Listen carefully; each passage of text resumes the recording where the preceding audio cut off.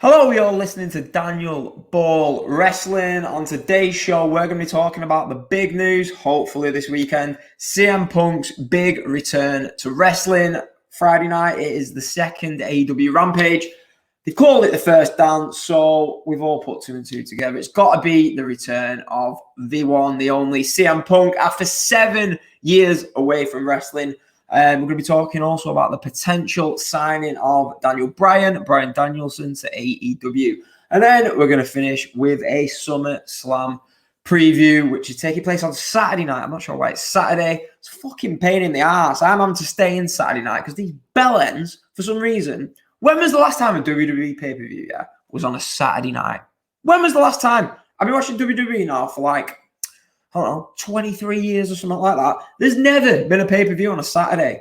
The one time I actually want to go out, well, not the one time, they put it on a fucking Saturday. So yeah, that's all to look forward to this weekend. Rampage Friday, Summerslam Saturday, and it looks like AEW are going to trump WWE's big show by having that big return of CM Punk. If you're listening to the show, you might wonder where I've been. It's been...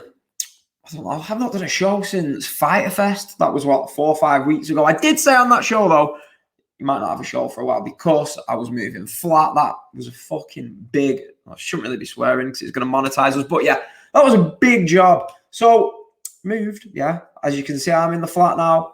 Nice little background behind. Finally put that together. Some nice little blue tack stuck all that together. Anyway, so moved flat. I thought that when you moved, you just took your little router with you, plugged it into the wall, you were good to go. No, I didn't know.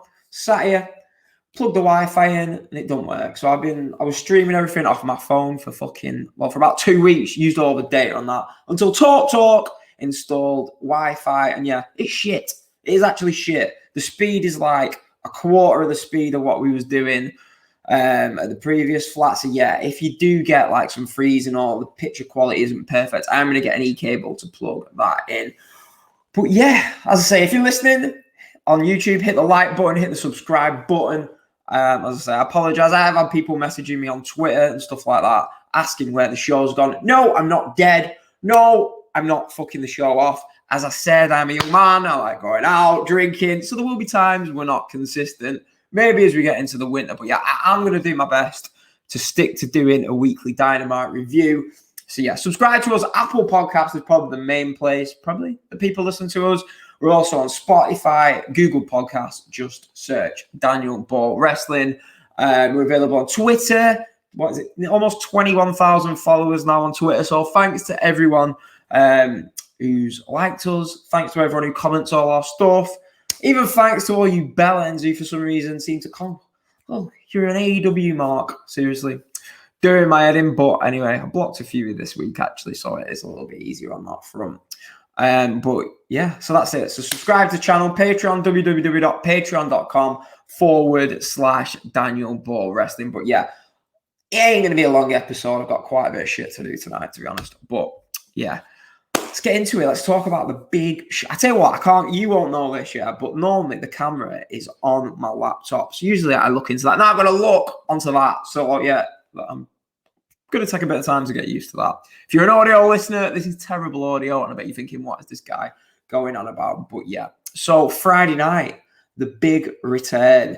So I think the news broke pretty much. It was around the time of the last show that I did, just after Fyter Fest. I think it was Sean Ross Sapp on Fightful. He broke the news that CM Punk had been in talks with AEW for quite a number of months, and it pretty much came out of nowhere. Since then, it's took a life of its own. I think about a week after that, I want to say. It was about a week. A week after that, they announced their first dance show in Chicago. We've all put 2 and 2 together and got 4. It's got to be for CM Punk, hasn't it? They was already doing All Out, Rampage and Dynamite in the first week of September, so it didn't make any sense whatsoever to go back into the Chicago market. So yeah, I mean, I was listening to the Observer podcast, and Meltzer, he was speculating that would they sell enough tickets for this? They'll do well to get 10,000 in the United Center. I think maybe they might get 5 or 6. First day, we was on about 13, 14,000. I was listening to that thinking, Dave, what are you on about? Do you realize how much of a draw CM Punk is going to be in Chicago? We obviously had Darby Allin teasing him confronting CM Punk. So, yeah. So, there's been a lot of talk. Really, pretty much everything in wrestling for the last few weeks has just been... We had the Rampage debut last week. We've had Dynamite back in front of fans. But we've sort of been sticking a pin in it, really, haven't we? Because everybody is waiting for what's to come in September, middle of August. The return of CM Punk, 7 long years. The potential signing of Bryan Danielson, formerly Daniel Bryan, to AEW. So what I'm seeing is a lot of people saying, particularly on Twitter, why is the return of CM Punk such a big deal? I mean, Punk, right? He last wrestled for WWE January of 2014 when he was dumped out of the Royal Rumble by fucking Kane. Jesus Christ. He was dumped out of the Royal Rumble by Kane. He was meant to be going on to face Triple H at that year's WrestleMania. He didn't see that as anything that interested him. I mean, and that, to be honest, did pave the way for Daniel Bryan at the time to go forward, face Triple H, and then go on to main event that WrestleMania. They then sent him his papers, his termination papers on his wedding day. The whole thing with Colt Cabana happened with the podcast, and he basically got rid of everyone from wrestling. Didn't even CM Punk even blocked me on Twitter. I'm sure I'm not the only wrestling fan he blocks on Twitter, but unblock me. Fucking hell. Because every time I'll see like a tweet and I'm like, has he actually put that? But basically it's been 7 years. Obviously he had his stint in UFC during that time. Make no mistake about it, this is a big deal. A lot of people, I mean, as the years have gone by, I think when that first, All In, I think it was called, in 2018, everyone was like, maybe CM Punk will show up. It was in Chicago. He didn't. Then when AEW was formed, it was like, is Punk going to sign? I remember being not at All Out, but we'd been to watch Royal Quest at the Copper Box in London. And basically, we went to watch All Out after it at a bar in London. Everyone was thinking, is Punk going to appear on this show? He didn't. And it was like, is he ever going to return? I mean, if you go back in the archives of our podcast, which is fucking nearly 3 years now, me and Danny had constant back and forth about whether Punk was ever going to be back in wrestling. I never gave up hope. They always come back, don't they? They always fucking come back. It looks like Punk is coming back. But the thing is, people say, so as I was saying, why is it so huge? Why is it such a big deal? 2011, Punk, he brought a lot of people, a lot of these lapsed fans, which is what at the beginning of AEW people were saying they was going to go for. He brought a lot of those people sort of back in the summer of 2011. A lot of people, when you say to them, oh, when did you get back into wrestling? A lot of people like faded off around 2005, 2006 time. A lot of them came back in 2011 for that, I don't know, perceived summer of Punk. And it was really from before that, we had 3 to 4 to 5 years of Cena, Orton, Edge, Batista. Don't get me wrong, that never stopped, really. But it was very, WWE back then, it was very predictable. They didn't really, it was just going through the motions. Pretty much, it was better than it is now, but it was pretty much going through the motions, weren't it? And then, to be honest, Punk wasn't even doing that much. A lot of people forget this. Before, do you know what I mean? Before he did the whole John Cena program around the Money in the Bank time, he was just floundering, really. I mean, he lost to Orton clean at Mania. I think they had a rematch the next month. He lost that match. And then he cuts a promo about how 3 weeks in Chicago, he's going to face John Cena. And then it all sort of spiraled from there. We had 8 weeks of pretty much great Punk segments that you'll still see play to this day all over social media. And then what happened? Triple H, for some reason, I'll never forget it. Night of Champions. Is it Night of Champions? Maybe I will forget it. 2011, so whatever the September pay-per-view was called in WWE. CM Punk lost clean to Triple H, a pedigree, 1, 2, 3. The month before, he lost. Who did? Alberto Del Rio. Where's he now? Locked up in prison somewhere? Nonce. Sorry, alleged nonce. Is he even a nonce? No, what did he like tie his bird up or something? Anyway, that's for another day. But yeah, so Del Rio cashed in the Money in the Bank on him. He had the feud with Cena, and it was just like, I don't know, eventually he did win the title back. He had his 400-day run, and then he pretty much, I don't know, he had a bit of time off, didn't he? He faced The Undertaker at Mania. I don't know, he had a great match with Brock. Then he was feuding with Curtis Axel. Curtis Axel Ryback. He was feuding with Ryback, Paul Heyman. It was just going nowhere. And then him and Bryan, if you remember, teamed up to take on, like, what was it? Was it the Wyatt family? And he was just basically, he was just, his last year in WWE flattered to deceive. He had some great matches, as I said, against Taker and Brock. But he didn't like the booking after that. And then that was it. 7 years later, that's it. I mean, so yeah, it's going to be a big deal. I put a tweet up the other day actually. CM Punk is like the girlfriend that fucked you off, got rid of you, yeah?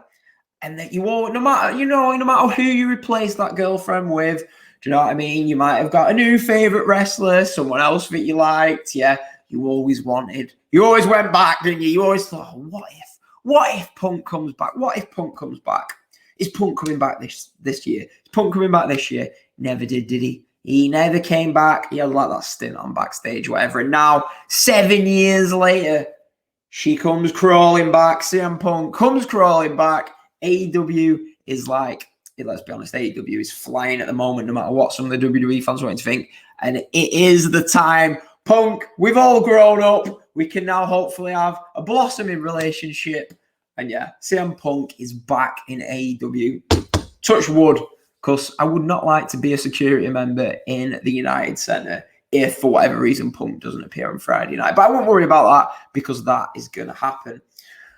How do you book it? That is the big question. How do you book it? I mean, as I just alluded to about Punk's stint in WWE towards the end, it wasn't booked great, but there were still great moments along the way. And I mean, we all know, well, 95% of us, except 5% of weirdos, weird WWE marks on Twitter, know that AEW do book miles better than WWE. So what can Punk do with actual competent booking behind him? I'm sure he'll get quite a lot of freedom. I mean, obviously it's hinted that he'd be going down the Darby Allin route to start off with. For me, I probably wouldn't have done that. I mean, Darby Allin's a babyface. Do you know what I mean? Punk is going to be a hero in Chicago.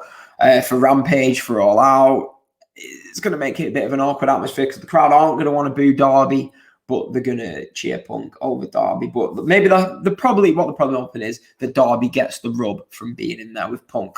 Personally, I think the only way to debut Punk, I mean, it's an hour show, so the tough thing is, do you bring him out to start with?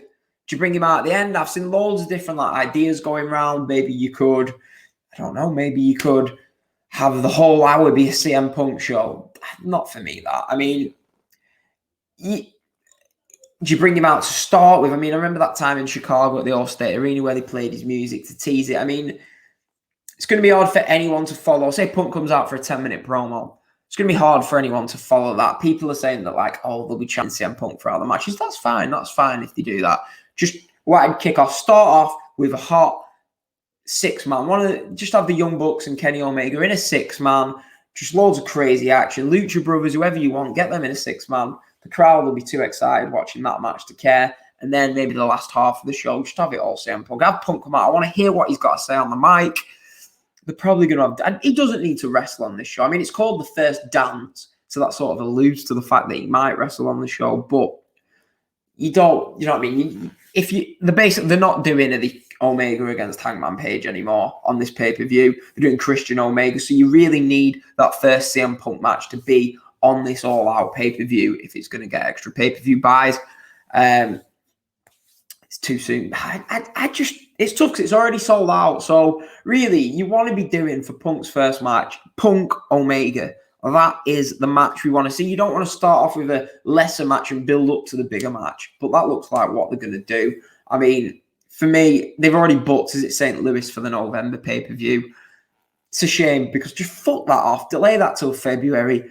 St. Louis will be right. Do you know what I mean? Book a stadium for November. I don't know, 30,000 stadium, 40,000 stadium. Use the stadium that WWE are using for SummerSlam. Whatever you want to do, book that. Do you know what I mean? You're doing Punk v Omega for the AEW title. Just announce that match. You will sell, I'm sorry, people might disagree. You will sell 40,000 tickets, 35,000 tickets for an announced Punk Omega AEW World title match. For me, I wouldn't be rushing to have Punk in the ring. I wouldn't be rushing it. There's no there's no real with Punk. A lot of people are like, oh, people are saying, oh, he's crap in the ring. People are saying he's great in the ring. I don't think he's either. He's always been a little bit sloppy. Yeah, he can have great matches. Though he's not a Daniel Bryan, but at the same time, he's not a Miz. He's not as bad as the Miz in the ring, but he's not as good as Daniel Bryan. He's probably somewhere in the middle towards Daniel Bryan. It's going to take some time. It took all that time getting used to calling Bryan Danielson Daniel Bryan. Now we've all got to get used to calling him Bryan Danielson. Anyway, but yeah, so what I would do is have a promo, have him come out, talk or whatever. But the thing is, they're going to have a match now with Darby before this. So have the match with Darby, main event all out with Darby, beat Darby. Omega comes out next Dynamite, complains about why is Punk main eventing over me. Punk comes out, we get a 2-month, 3-month feud. Book this stadium. As I said, the moral of this podcast, fuck St. Louis off. Book a stadium in Vegas or somewhere, sell that bitch out, and yeah, you've sold 35. It will sell 35 to 40,000 tickets, Punk versus Omega. But on the other hand, if you've got Bryan Danielson coming in, Bryan Danielson's first match needs to be with Kenny Omega. If you leave Bryan Danielson to book himself, he'll probably be wrestling he'll probably be stuck on Dark Elevation, fucking facing the Librarian or something. So with Bryan Danielson, this is going to be a big job. Do you know what I mean? You need to say, look, we don't need you on Dark Elevation. I know you want to work with such a body. Go and do that, whatever, in 6 months. But right now, we need to get the big marquee matches out of you. We need Omega versus Bryan versus Daniel. We need Omega versus Punk. You can sell stadiums out with these matches. Wrestlers, in about this time next year, we'll all have been used to seeing Punk and potentially Bryan on AEW each week, yeah? So now is the time you need to strike while it's hot. It's going to be hot. It's going to be huge. You need to get these big stadiums, arenas, whatever, for, do you know what I mean, for this? Fucking book New Orleans Superdome. Let's get there. I'll tell you what, I'll walk to New Orleans Superdome to see Bryan versus Omega, Punk versus Omega. I mean, I'm gutting myself, to be honest with you. I'd probably save quite a bit of money because if we could fly to the States now without like paying for the tests and shit and the quarantine, probably be going to Chicago. So yeah, probably done me a favor. But yeah, it's exciting, isn't it? It's exciting. When was the last time you was this excited about wrestling? You got Punk, Bryan, Omega, all these New Japan wrestlers potentially in AEW, and then you've got fucking BlissFan 222 saying, "Oh fuck that! Don't get excited about that." We've got John Morrison versus Sheamus on Raw. That's what it's all about. We've got Drew McIntyre will be challenging for the WWE title again. Great. But yeah, look at some. I mean, I've got my notes in front of me. That's why I keep going like that. But look at this. New Japan, obviously tonight. I mean, I'm going to get up early, watch the show tomorrow. Tonight is going to be, I'm expecting a few New Japan talents on AEW tonight. We'll probably do the Dynamite review tomorrow. Maybe, see how I feel. I'm not going out tonight, so maybe I will. I'm hoping to have a little girl tomorrow, actually, so I might not have time. But look at some of the matches they can do just for an idea. Okada versus Punk and Bryan. Ospreay versus Punk or Bryan. Tanahashi versus Punk or Bryan. Kota Ibushi versus Punk or Bryan. Kenta versus Punk. GTS versus GTS. So many potential things. I mean, what an exciting time for wrestling. I mean, I'm sat here thinking, am I going to have to fuck off going to WrestleMania every year to go to some of these AEW shows? I mean, as I said, we're planning on going on Double or Nothing if everything opens up. But I don't know, the States are like going backwards, aren't they, from what I've been hearing? Like, you got like mask mandates now in Chicago and other places. I don't know. UK is great. Fuck going anywhere else. I've had a fucking great month, yeah. Since Freedom Day, we've been going out, pubs, pints. It's been great. Even lost a CM Punk shirt in the process. Needs washing. But yes, yeah. I can't even wear my CM Punk shirt for his return on Friday. What a joke. But yeah, so other news while we have been away. NXT is basically dead. I mean, if it wasn't already dead, it's definitely dead now. Vince has got his filthy hands all over it. He's released half of the talent. Apparently he wants big lads in. He's not got enough time for these midgets. Do you know what I mean? Let's not remember it was these midgets that defeated NXT in AEW. And yeah, Vince's reaction goal for the big guys. This guy is so far out of touch. But yeah, we're going to wrap up by previewing SummerSlam. And if that's not an indication of how much AEW has overtook WWE in terms of excitement, about 2 years ago, this whole show would have just been previewing SummerSlam. And now they're going to get 5 minutes at the end. I mean, the show, I wouldn't say I'm excited for it. I mean, I'm excited for Cena Reigns. But apart from that, we've got Goldberg, Lashley for the WWE title, Edge versus Seth Rollins. Edge versus Seth Rollins would be good. A match that's been in the making for a while. Drew versus Jinder, Nikki ASH versus Charlotte and Rhea Ripley for the Raw Women's title, Sasha versus Bianca. I think hasn't one of them got COVID or something like that. So that match might be off. We've got the Mysterios versus the Usos for the SmackDown Tag Team titles. Now, we've got one good thing going on in WWE at the moment. I will give them this. Fucking love it. RK Bro has been great. Randy Orton, Matt Riddle, probably two of my favorites in WWE. They're both great. They've been doing this act together, and it's been fantastic to watch, and it really enjoyed. That's been the highlight, the only highlight of Raw. They're taking on AJ and Omos for the Raw tag titles. We've got Alexa versus Eva Marie. Why is that on SummerSlam? What? Sheamus versus Damien Priest for the US title. I mean, I probably missed a few matches, but, well, if they're that important, I would have remembered them. But yeah, I'm just going to quickly go through predictions. I think Cena versus Reigns, it's had a great build. It's just, you just realize how great John Cena is, don't you, when you see him back in the way that he's been performing on the microphone. Particularly, he's a star. Reigns is a star, but there's not a whole lot else to do in WWE. But yeah, the build was good. That promo last week was fucking excellent. Where Cena was just saying all he needs is the 1, 2, 3. I mean, you would have all said Reigns definitely winning. Most of us still think he's going to win, but this whole Ric Flair being released thing is making me think, WWE, are they that bitter to have Cena just take the title?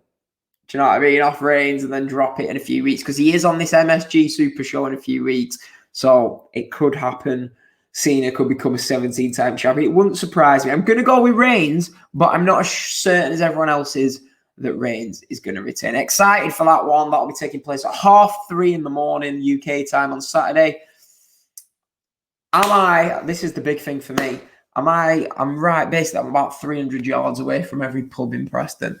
Am I going to be able to stay in Saturday night and watch SummerSlam, or am I going to get tempted to go out for a beer?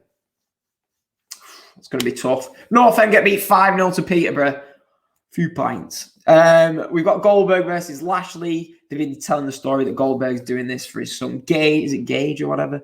Yeah, I can't see. Goldberg ain't winning that title. Lashley's going to win that match. Edge versus Seth Rollins. I think you've got to go with Edge for that one. I mean, Edge has lost. He's lost. Do you know what I mean? He lost the feud to Orton. Last balls he saw won it, but he lost to Orton, didn't he, in that big match? The greatest match ever, whatever. He lost at Mania. He lost to Roman. He needs a big win here over Seth, and I think that he'll get it. Drew versus Jinder. It's got to be Drew. Drew's got to beat Jinder. So we're going to go with Drew. Nikki ASH versus Charlotte versus Rhea Ripley women's title.